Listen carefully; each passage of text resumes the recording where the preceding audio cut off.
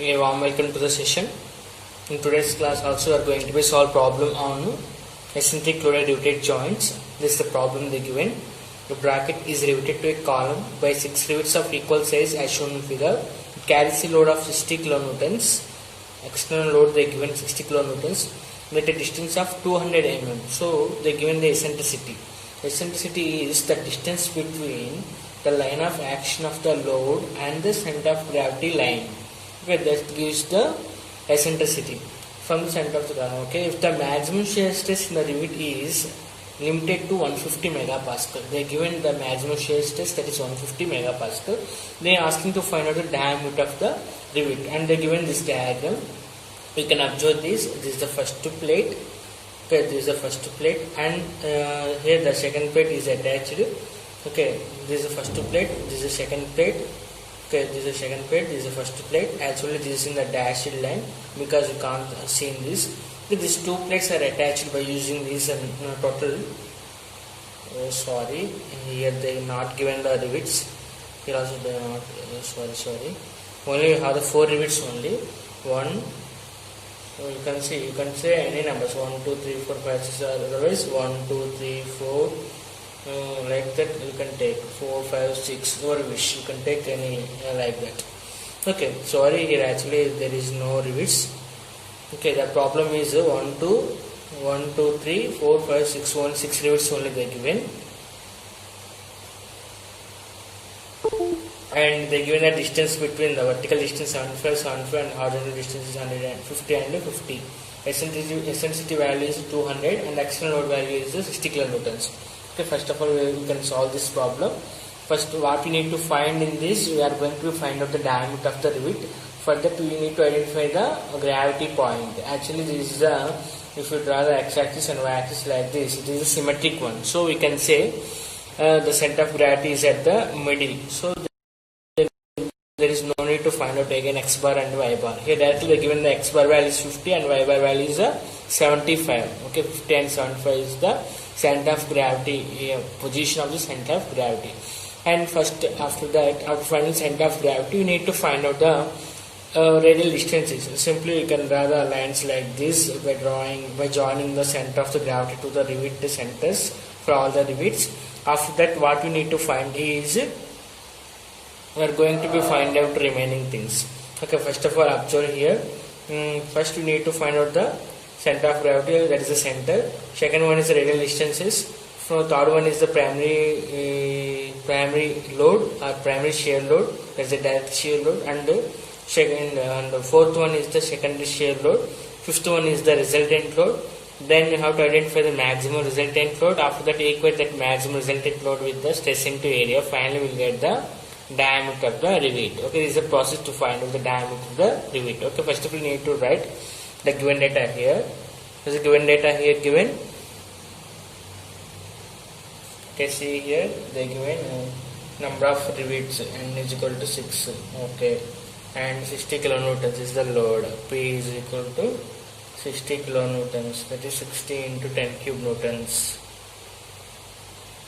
And eccentricity value is 200 mm, and they given as 150 megapascal, that is the shear stress. They given as a 150 megapascal, that is 150 Newton per mm square. Okay, here I am going to draw the pattern of the rivets. Okay, here only we have the only 6 rivets only we have. This is the center of the rivet I am taking. First row of rivet, this is second row. Sorry, this is the center.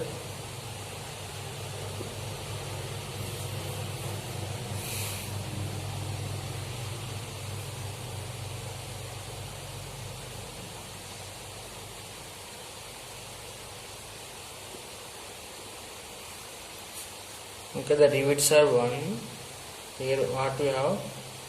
Only in this positions only. Total we have 6 rivets only. Here we have. Okay, these are the 6 rivets. This is the center of gravity point. That is a G. You can say G. Okay, first what is the position of the G, which is at a distance, horizontal distance of 50 and vertical distance of the 75. After that, what is the process? We need to join the all the rivets. We need to give the number. Okay, your wish, you can give anything. 1, 2, 1, 3. Like that I am giving 4. This one is 5, and this one is 6th rivet. Like that I am giving. Okay, and this is first to second, third, fourth, fifth, and sixth. Okay. After that, you need to join the center of gravity point and all.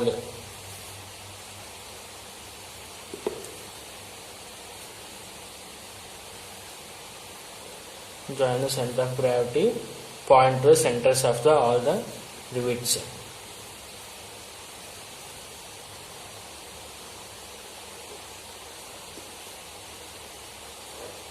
Okay, I joined and give the names also. This L1, this L2, this L3, this L4, this L5, this L6. Okay, so I drawn here. Okay, after that, see here, we need to find out these distances. The first step is finding the calculation of the radial distances. The first step is finding the radial distances.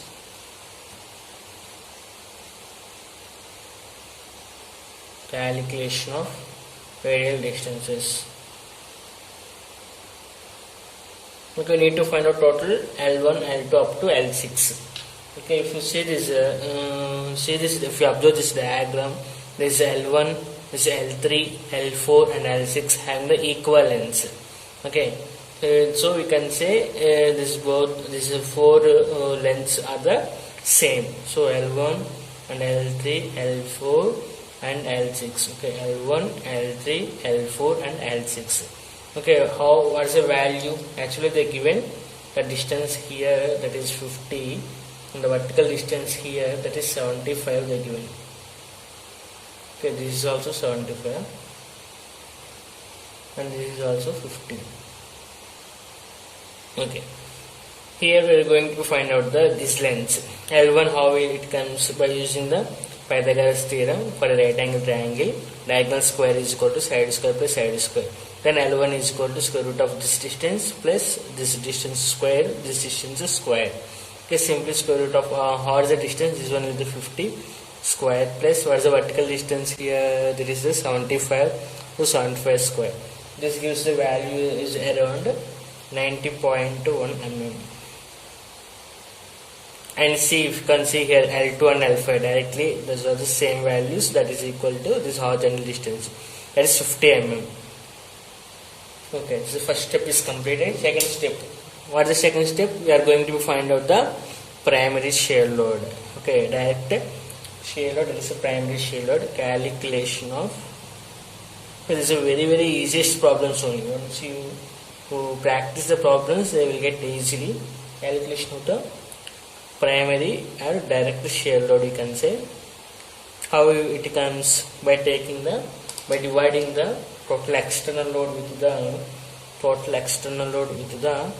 number of the rivets. What is the total external load? Is 60 kilonewtons. So 60 into 10 cube newtons by what is the n number of rivets is 6 only here. Okay, 6 rivets only here. This number of rivets are 6. You can see how much value is around 10 power 4. So 10,000 newtons, you can say. 10,000 newtons is the PS value, that is primary shear load. Okay, after finding these radial distances and after calculating this shear load, we are going to find out the secondary shear loads. Okay, first of all you have to see the positions. Okay, what's the PS? PS is always vertical downward. Okay, for all the rivets, that is we can share that total load with the number of the rivets. That's why this is the PS is same for all the rivets.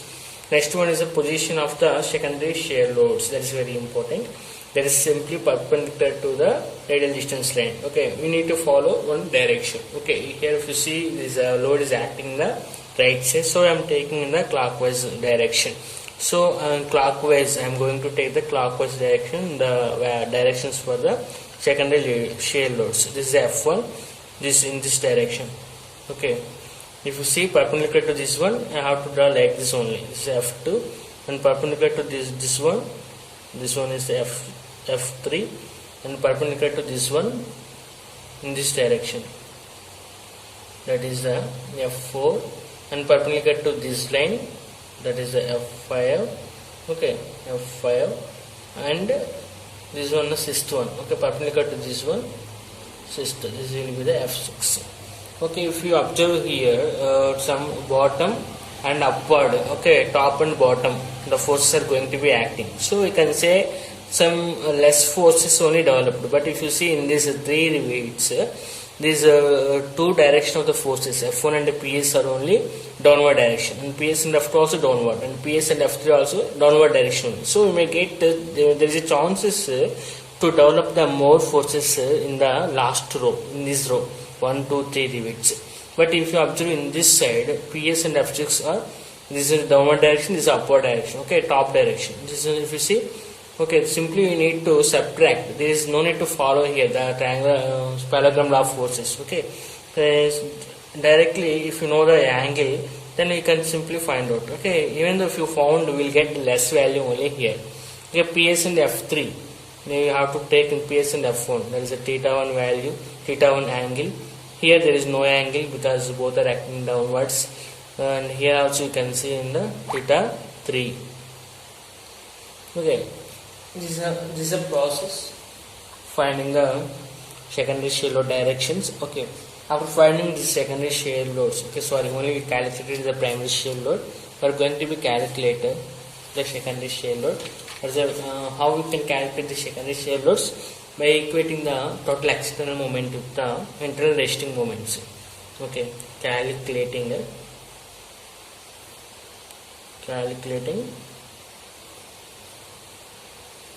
secondary shear loads or shear force, you can say.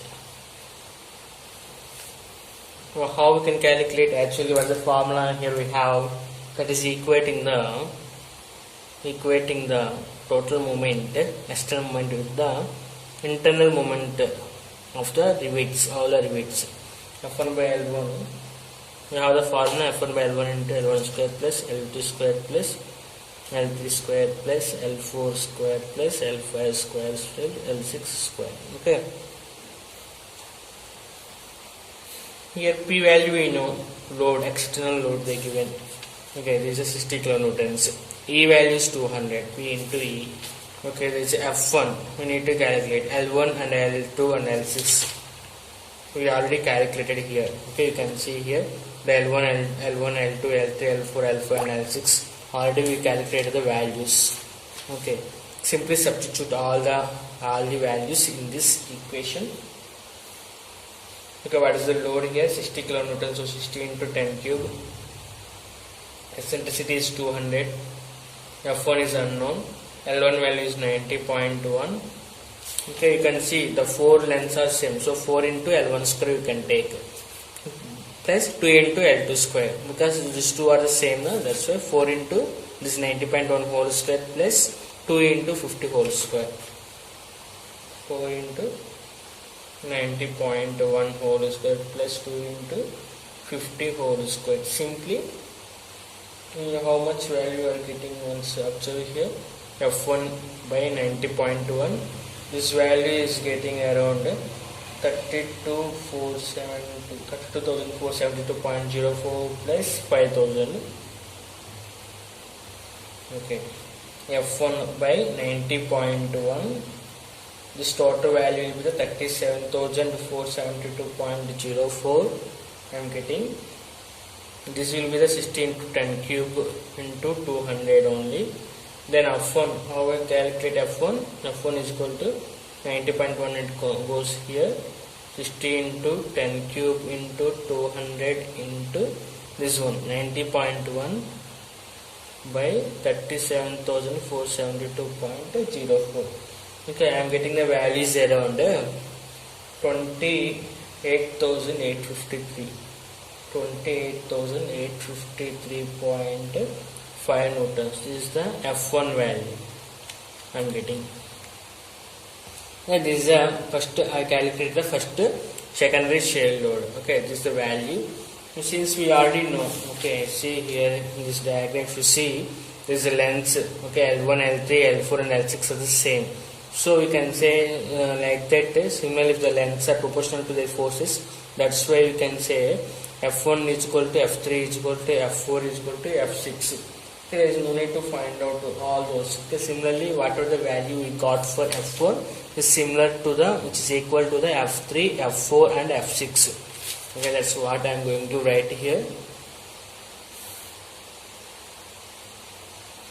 Okay, since L1 is equal to L3 is equal to L4 is equal to L6, we can say F1 is equal to F3 is equal to F4 is equal to F6, and which is equal to the 28,853.5 newtons. Okay.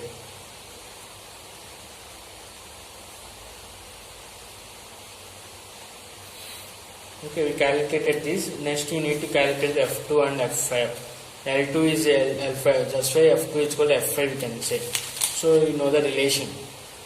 That the relation we know F2 by F1 is equal to L2 by L1. By using this, how we can say, how we can calculate the F2? F2 is equal to, it goes here, F1 into L2 by L1. F1 how much we got? 28,853.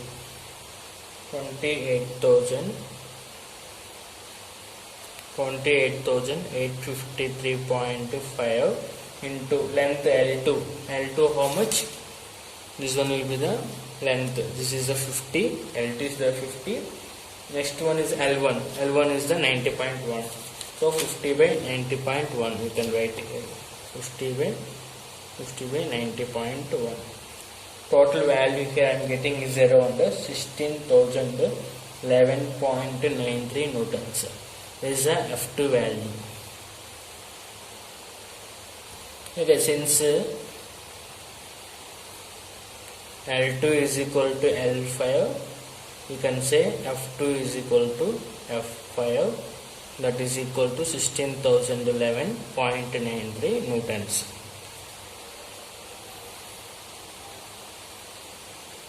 Okay, like that here we calculated the secondary shear loads. Okay, how we are calculating? By equating the total external moment with the internal resting moments of the rivets. I substituted all the values. Finally, I got the F1 value. Once I know F1 value, then I can calculate the remaining loads, F2 and the remaining loads. But here you can observe in this, the lengths are the same. Okay, this L1, L3 is equal to L4 is equal to L6. So F1 is equal to F3 is equal to F4 is equal to F6, you can say. Final load will be this one. After that, I need to calculate the remaining two, that is F2 and F5. For this, I am using the same formula what I used before. F2 by F1 is equal to L2 by F1. F1 value is this one, and L2 is 50 mm, L1 is 90.1. After substituting, I am getting the F2 value like this. Okay, since L2 is equal to L5, so F2 is equal to F5. Okay, you can say L2 is equal to L5. This length and this length are the same, so we can say F2 is equal to F5. Similarly, we are getting F2 is equal to F5 is 16,011.93 newtons. After finding these primary and secondary shear loads, we are going to find out the resultant loads. Okay, how we can calculate the resultant load? Before calculating the resultant load, we need to find out the cos theta values. Okay.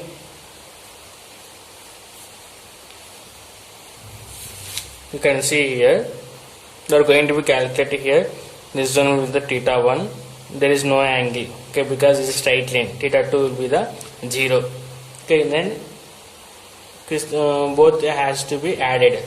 Okay, you see for this cos theta 3, how much value it is here.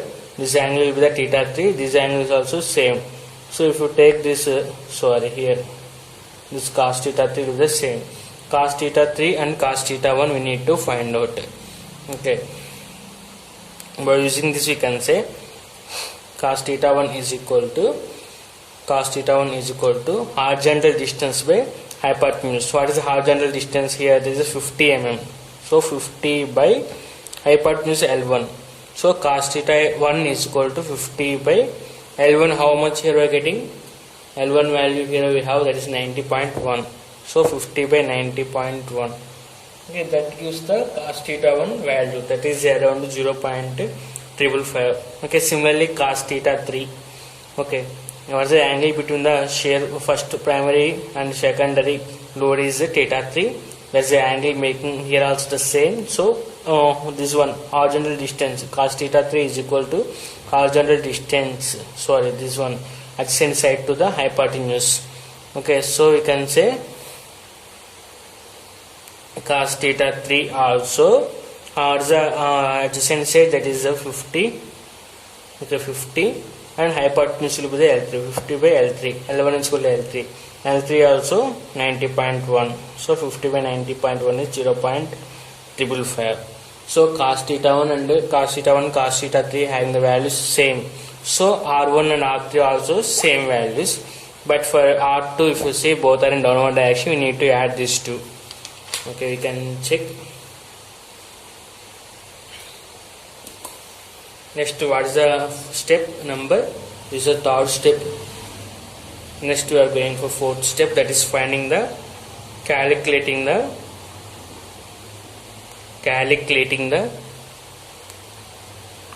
resultant forces or resultant loads, resultant forces. Okay, if you see here in this diagram, the force is going to be act here, the P, so is in right side direction. So you can say maximum heavily rivets are this 1, 2 and 3 rivets only. If you calculate the resultant loads for these three, it's enough. Okay, R1, R2 and R3. For the formula is two forces now. This first one is it is not okay, R1 only. This is F1 square plus 2 into PS into F1 into cos theta 1. This gives the R1 value, and which is equal to the R3, because L1 is equal to L3 and F1 is equal to F3. Finally cos theta 1 is equal to cos theta 3. We will get the same value for this also, R3 also. So simply substitute. Okay, what is the PS value here we have? How much here I got? The PS value is 10,000 newtons. And what is the F1 value here? F1 already we calculated here. You can see F1 is equal to 28,853.5 newtons. Simply substitute all the values. PS is 10,000 newtons whole square plus F1 is 28,853.5 whole square plus 2 into 10,000 into 28,853.5 into cos theta 1. Sorry, this cos theta 1 only na. Okay, cos theta 1 is 0.555. 0.555. Okay, how much value you are getting for R1? So if you calculate this, you get the value is around 35,394.89 newtons. 35,394.89. This is the R1, and that is equal to the R3. Okay, next force we need to calculate is, that is the second rivet, on the second rivet. Okay, this both are in the downward direction, we need to add those. Okay, R2 is equal to PS plus F2. As a PS, that is 10,000 newtons only, plus F2. F2, how much here we are getting the value for F2? You can observe here the value for F2 is 16,011.93. Okay, so just you have to add here 16,011.93. How much value here we are getting for R2? Okay, simply you have to add these two. Then we get the value for R2 is 26,011.93 newtons. Okay, if you compare these two, okay, which one is the maximum? The load, this maximum, the resultant load is acting, the maximum resultant load is acting on rivets 1 and 3. Okay, maximum heavily loaded rivets are 1 and 3, you can say. Okay, by comparing these two rivet values, these values, which one has the maximum? Okay, this is the maximum. So take this maximum resultant load for calculating the diameter of the rivet. Okay, fifth step is calculating diameter of a rivet. How we can calculate? Simply by equating this R max value with the area pi by 4 into shared area. This is the shared area, pi by 4 into d square, this area into tau. Tau value I think in problem already they given. Okay, you can see here that is 150 megapascal. As a shear stress value they given.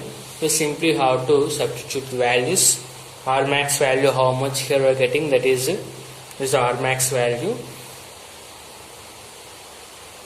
that is 35,394.89 is equal to pi by 4 into d square into shear stress 150 megapascal.